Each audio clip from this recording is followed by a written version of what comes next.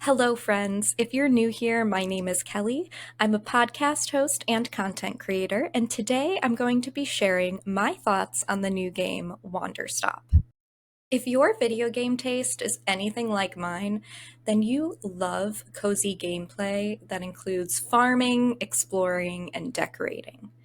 And you also love narrative centric adventures. Personally, I found it difficult to find titles that provide both of these experiences in a single game. Typically, games are either heavy on the simulation aspects and light on the story, or vice versa.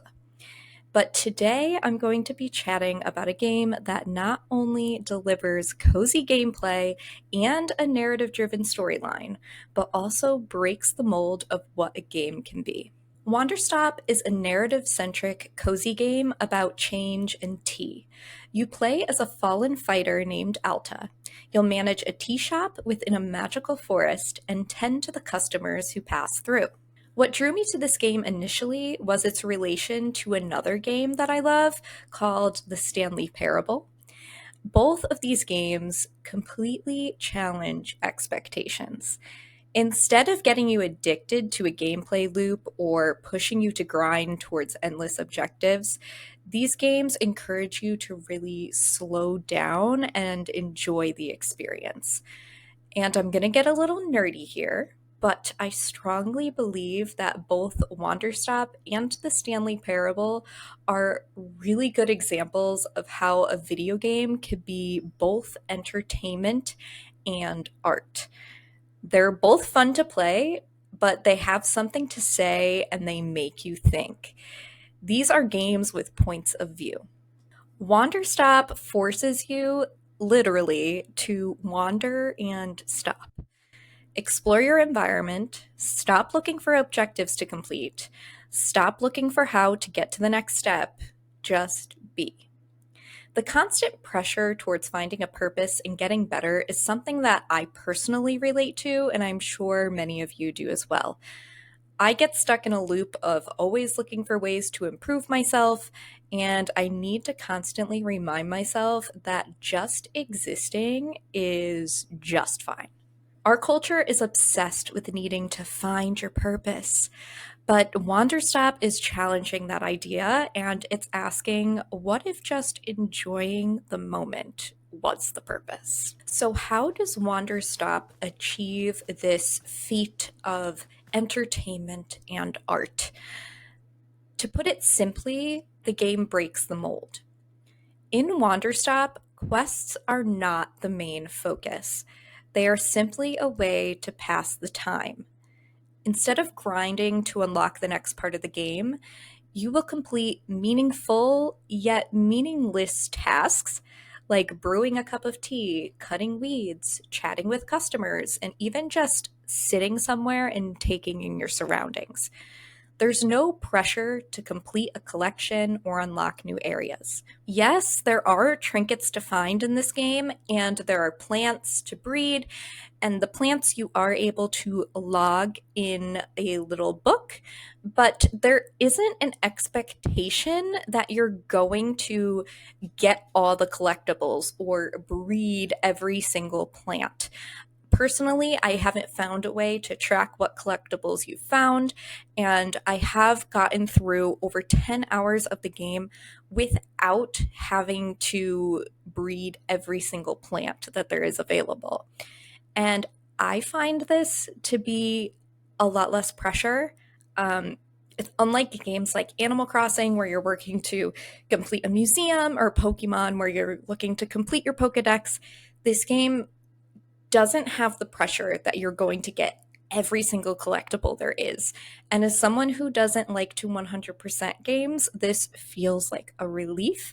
But I also think it's making a statement of you enjoy what you are experiencing for the moment, and there's not really a rule book or a checklist of things that you need to complete in order to be successful. The game is also set apart by it being moderately short. I know that this isn't unique to Wanderstop, but for me, any game in that 10 to 15 hour range is really refreshing. Wanderstop is not a game that you're going to put hundreds of hours into, and it's not the type of game to be played fast. It's also not the type of slow game that follows a real-time clock, like Animal Crossing or Cozy Grove.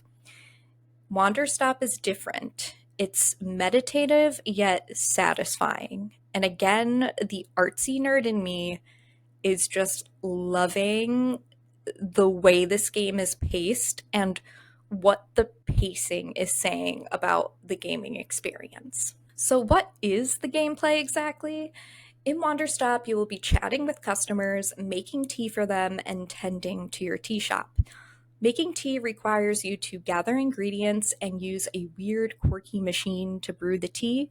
You've probably seen this in the trailer where you have to do this pumping mechanism, you have to release some water, you have to throw the ingredients into a carafe.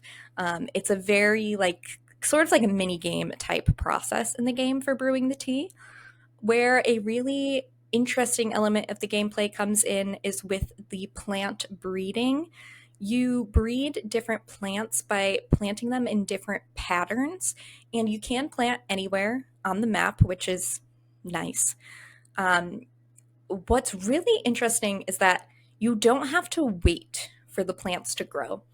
You plant them in a specific pattern, then you water this mega seed that sprouts, and it will produce your plant with fruit.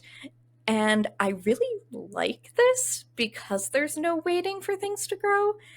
But getting back to my artsy argument, it's very interesting that they chose this gameplay element that doesn't require waiting when so much of the rest of the game requires just waiting and being patient. So I love this gameplay element, but I'm also interested in the decision of moving forward with it in this way. As for the characters and the storyline, I don't want to give too much away because I believe that games like Wanderstop are meant to be experienced, but I will touch a little bit on it. Like I said before, you play as Alta, who is a fallen warrior. Alta is your typical overachiever, and she's always pushing herself to be the best. Another character you spend a lot of time with is Boro. He is the owner of the tea shop. Boro is like your personal Zen guru. He's calm, grounding, and caring, and always putting Alta's best interests first. As for the storyline, throughout the game, you will uncover bits about Alta's past and what led her to the shop. The storyline is focused on self-discovery, so you can expect a lot of introspection and story sharing from the characters, rather than things actually happening as you're playing. Finally, I'll chat a bit about the art style and the sound design. The art is obviously very beautiful. I personally am obsessed with the color palette and how whimsical the world is. The soundtrack is just as pleasant. It's not distracting, but there are times when the music will change to fit the mood of the story, and it really adds to the emotion of the game. So each character that you talk to is actually going to have their own soundtrack. And sometimes when you're going about the shop, there might be no music playing at all, and you're just enjoying the sounds of nature and your footsteps. And I think this was a really beautiful choice. I think it goes without saying that I wholeheartedly recommend Wanderstop. Whether you are a lover of cozy games, narrative adventures, or simply artistic expression, this game, I believe, will grab your attention. Now I want to open it up to all of you listening and watching out there. What game changed your view of what video games can be? And do you enjoy when a game makes you think? Or do you like it when you're able to just go in brain off mode when playing a game? Let me know in the comments. And until next time, stay cozy.